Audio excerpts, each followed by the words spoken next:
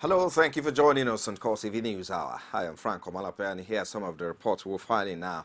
President Muhammadu Buhari has ordered the Minister of Aviation to begin the process of taking over the management of Nigeria's airspace. He handed down the directive at the Presidential Villa, Abuja, after receiving briefings from the ministry's permanent secretary. The permanent secretary told State House correspondent that the president wants the ministry to also come up with plans to bring back National Korea back.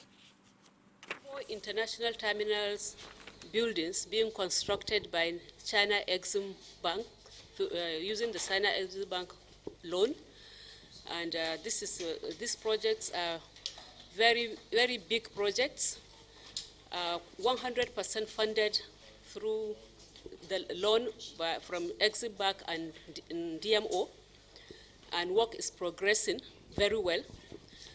These terminals will be ready for commissioning at the end of the first quarter of 2016.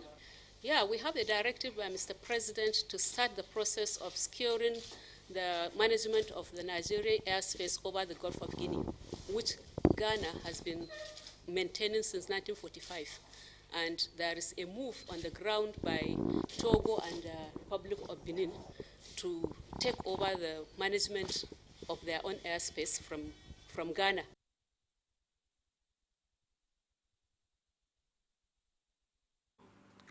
And our President Muhammadu Buhari on Thursday received the letters of credence of 3 new ambassadors to Nigeria. The new envoys are Andres Diaz of Poland and Stanilas Kemanzi of Rwanda and Stephen De Lucaris of Belgium. And welcoming the new ambassadors, President Buhari assured them of his readiness to work with them to further improve existing bilateral relations with Nigeria. Special Advisor on Media and Publicity, Femi Adesina, also quoted the President as assuring the 3 new ambassadors that the federal government will engage with them and other diplomats serving in Nigeria on issues of common interest and benefit to Nigeria and their countries. An APC governorship candidate in Rivers State, Dakoko Pesticide, has described President Muhammadu Buhari's approval for the implementation of United Nations Environmental Programme, UNEP, report on Ogoniland as courageous. Pesticide, in a statement issued on Thursday in Port Harcourt by his media aide, Sylvester Osayo, said the long-awaited action would address all environmental issues and other challenges in Ogoniland. He says the president has demonstrated that he is a man of honor for matching his campaign promises with action. He says less than 3 months into his administration, the president has already taken a giant step in this regard. He also urged the people of Niger Delta region to rally around the president in his efforts to return Nigeria to the path of honor and greatness. And now the People's Democratic Party caucus in the Senate has condemned the alleged involvement of the Department of State Security in the ongoing electoral tribunals in Akwa Ibom, Rivers, and Abia State. Speaking at a media briefing, the senators decried intimidation, harassment, and arrest of electoral officials. They appealed to President Buhari to intervene and caution the security agency. Respondent Basiai has details. These are some of the 49 lawmakers that make up the PDP Senate caucus. They are here to address certain issues that affect their party directly. The senators pledged to support federal government's fight against corruption, but also accused the Buhari administration of lack of transparency. The PDP Senate caucus notes the crusade against corruption undertaken by the APC-led federal government, and we hereby declare our total support to help rid Nigeria of corruption. However, our caucus is not happy with the current trend that seems to suggest that the war against corruption is selective and it seems to be targeted at PDP stalwarts and PDP states only. The current war, in our view, lacks transparency, it lacks fairness to all, and appears to be aimed at political adversaries. The Senate also condemned the alleged harassment and arrest of PDP chieftains in connection with ongoing tribunals, especially in PDP states.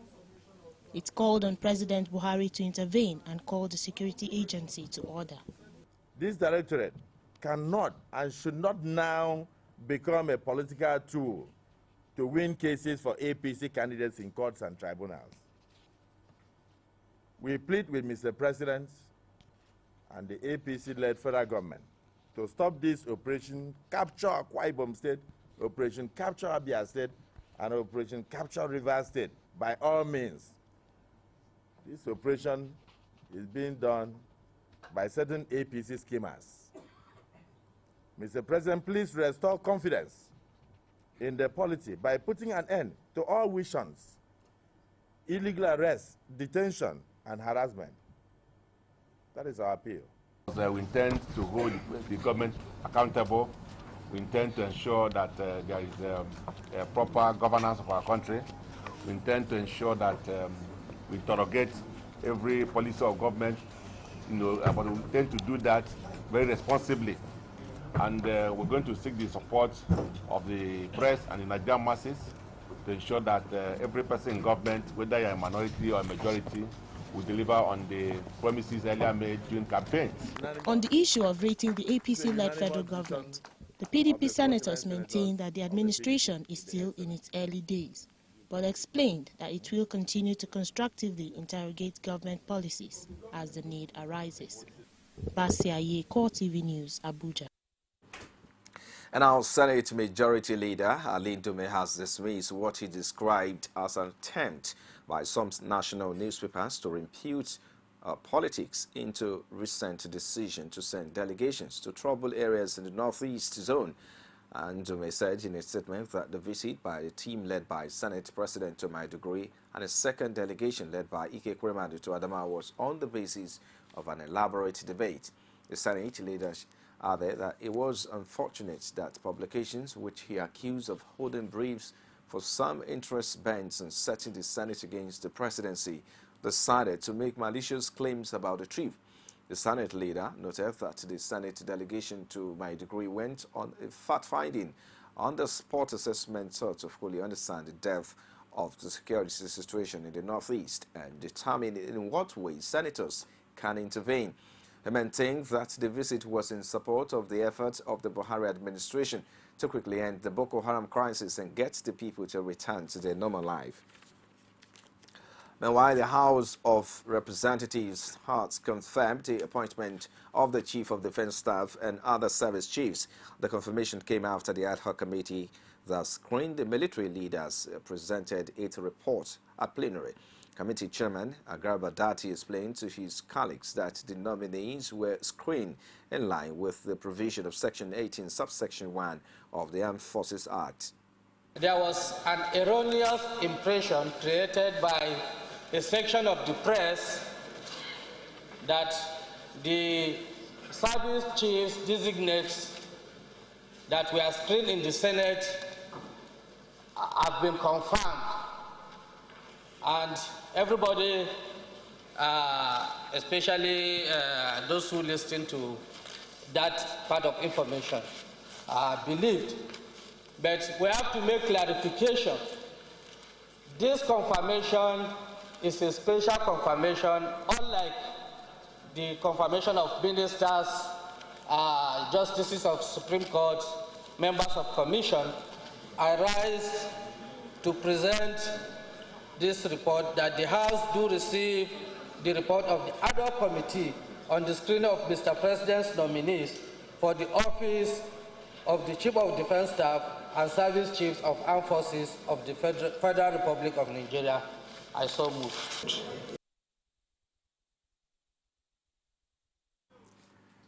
Meanwhile, the House of Rep has also ordered an investigation into the withdrawal of 1.17 billion by the Federal Ministry of Finance from the accounts of the Sokoto Rima Basin Development Authority in April this year.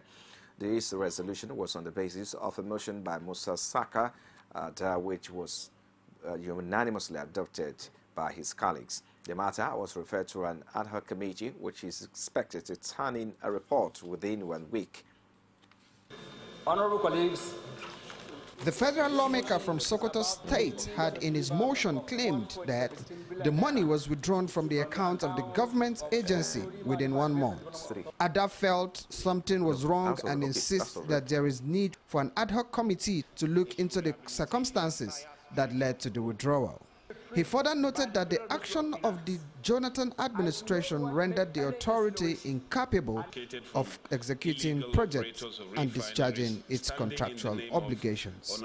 The House should note that on March 11, 2015, the Federal Ministry of Finance called the account of the Sokoto Rima Business Development Authority to be credited with a sum of 1.17 billion naira for execution of capital projects in 2014 budget. However, the ministry, without any cogent reason, instructed the bank to keep the money on hold. Concerned that the ministry has failed or refused to respond to a formal complaint made to it by the authority over the matter, a situation that has led to tense atmosphere within the authority. The House resolves to constitute an ad hoc committee to investigate the circumstances of the conditional release and subsequent retrieval of the fund and report back to the House within 1 month for further legislative input. Other members who also contributed to the debate on the motion stressed the need for an ad hoc committee to investigate the matter and ensure a retrieval of the funds. That the motion is an urgent, the body of the motions requires an urgent operation of the legislative input. I believe that this motion, as important as it is, may give us privilege and opportunity to address a major lacuna. Now, when you look at this motion, Mr. Speaker, it says that, note that on March 11, 2015, the Federal Ministry of Finance caused the account of the Sokoto Rima River Basin Development Authority to be credited with the sum of 1.17 billion for execution of capital projects in 2014 budget. I want to state very clearly that I identify with the spirit of the motion. The committee is to report back its findings to the House within 1 month for further legislative input. You're still watching CoreTV News Hour. We'll take a break now. Be back shortly with more stories. Sign us again.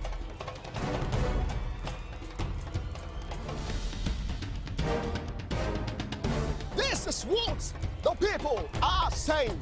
You don't run a big economy with generator. They need to do more in terms of energy and power. Many things to do for this Nigeria about lights, water, and new TT. For Nigerians that are not gullible, we know that good laws have done nothing good for this country. Buhari won the election convincingly. Talk to our husband that you should keep promise about what you said, and because people are watching you, you know, another election is coming. Because some people will stand for Yoruba land, will be strong man, you don't die. This nation is moving forward. The best is going to take place. The people giving voice to the voiceless. The News Hour live from our Lagos studios. For more information on our news and other programs, like our Facebook page is facebook.com/CoreTV News. You can also follow at CoreTV News NG. Subscribe to our YouTube channel, youtube.com/CoreTV, give a space, the news. And our former chairman of the House Committee on Diaspora, Abike Dabiri-Erewa, has instituted a 500 million naira damages against Diamond Bank and Punch newspaper over the publication of her name in the list of debtors. Our correspondent, Abiola Olowole, was at the Lagos State High Court, where the former House of Representatives member filed a case in this report. We'll bring you that report later. Away from there now, Nigeria Labour Congress is prepared to stage a one-day symbolic protest across the country to demand for a speedy conclusion of all corruption cases involving prominent politicians. NSA President Ayuba Waba disclosed this at a National Executive Council meeting in Abuja. He also urged the government not to spare government officials who corruptly enrich themselves.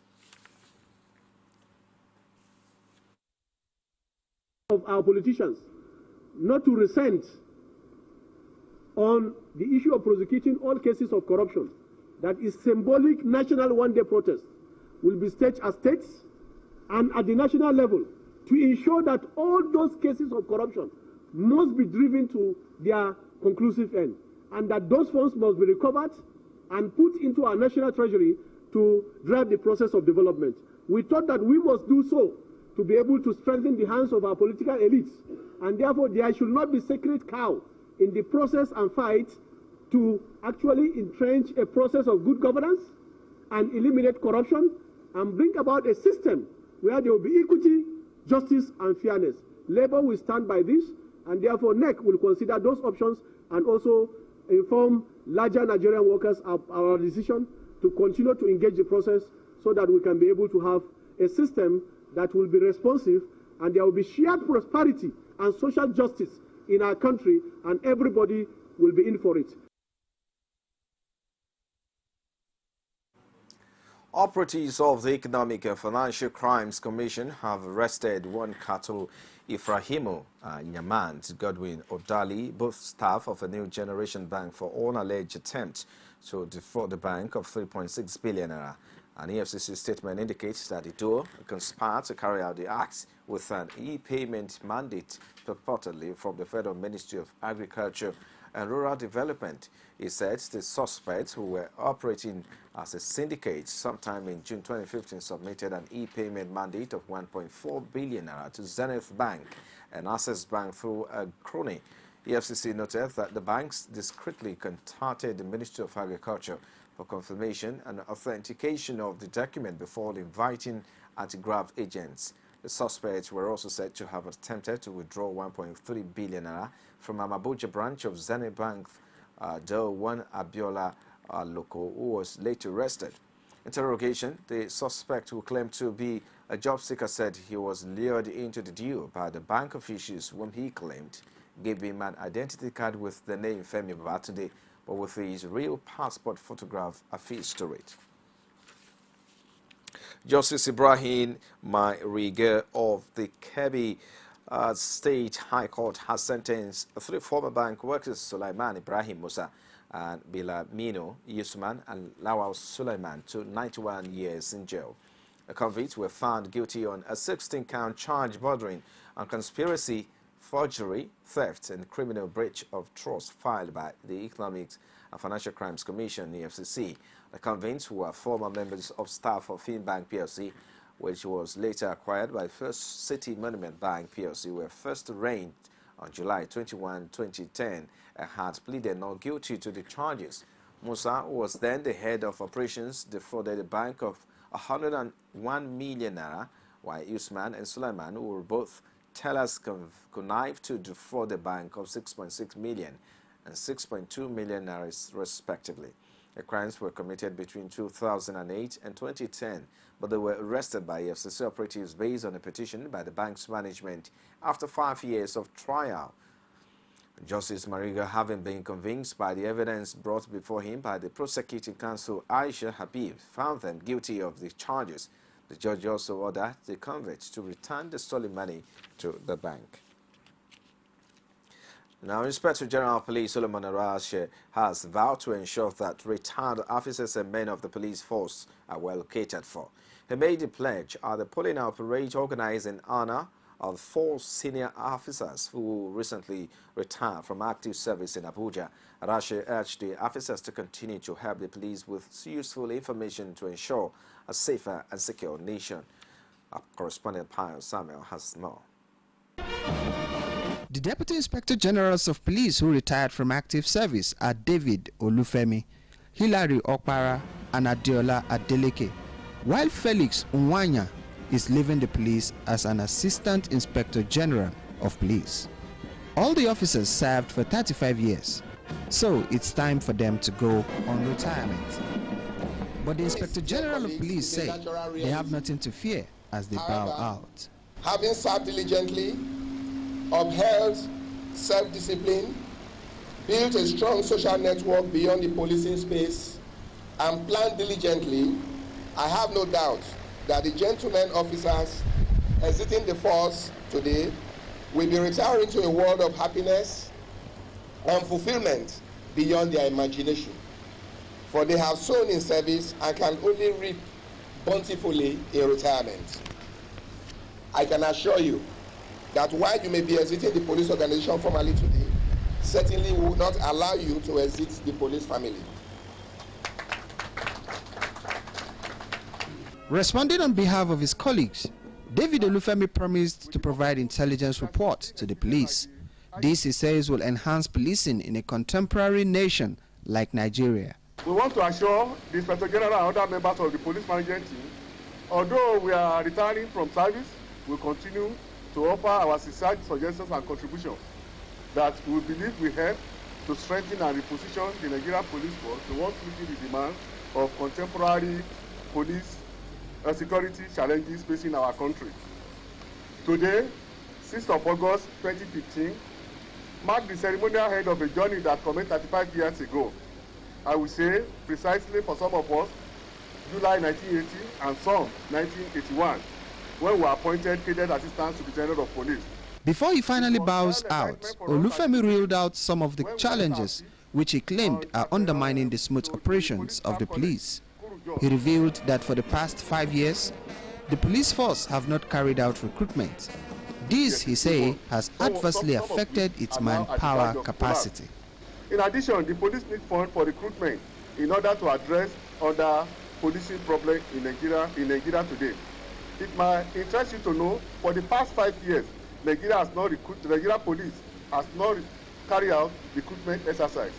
The workforce has been depleted by 5,073, owing to manpower mistakes arising from retirement, resignation, and death. The federal government should quickly look into the issue of recruitment in order to beef up the depleted strength of the police. The retired officer also wants the government to increase funding in the police. They also called on the government to build new barracks while old ones should be renovated. Pius Samuel, CoreTV News, Abuja. The National Emergency Management Agency, NEMA, has alerted the state governments and communities along River Benue of possible flood following information from Cameroonian authorities to release excess water from Ladgo Dam. Director General Mohamed Sani Sidi said that the Cameroonian authorities in Garoua have indicated that between now and November 2015, there would be a routine release of water from the Ladgo Dam due to excessive amount of water presently contained in the dam.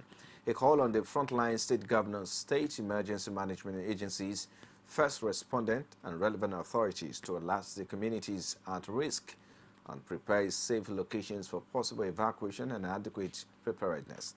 The DG NEMA said the agency has dispatched the alert to the affected state governors and is following up with appropriate advocacy. It will be recalled that the release of excess water from the dam in 2012 contributed to massive flooding of communities along the rivers.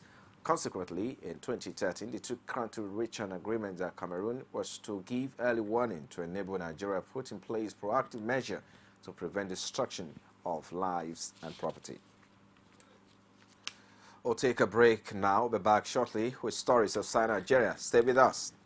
You can now watch CoreTV News live from anywhere in the world on our website, www.coretvnews.com. Click on Live TV on our website and watch us live. And welcome to CoreTV Primetime Days. To follow us on Twitter, click on Twitter icon on our website. On Facebook, click on the Facebook and YouTube to see all our previous news production. You can also watch us live on YouTube. Click CoreTV, leave a space, then news. CoreTV News, a 24-hour news station. Outside Nigeria now, Australian Prime Minister Tony Abbott has said that the baffling mystery of flight MH370 is closer to being solved after Malaysia announced that arrangement found in Reunion was part of the missing plane. PM Najib Razak said experts examining the debris in France had conclusively confirmed it was from the aircraft. However, investigators have stopped short of confirming the link, saying only that it is highly likely. Australia said it remains confident it is searching in the right area. Malaysia Airlines plane was traveling from Kuala Lumpur to Beijing on 8 March 2014 When it vanished from radar, it had 239 people on board. The debris found on the remote French island in the Indian Ocean a week ago, a wing part known as a flaperon, was the first possible trace. The part was flown to a military laboratory in the French city of Toulouse, where experts were carrying out their second day of tests on Thursday. And it's a wrap on CoreTV News at this hour. Thank you for watching. I am Frank Komalape. I'll see you again.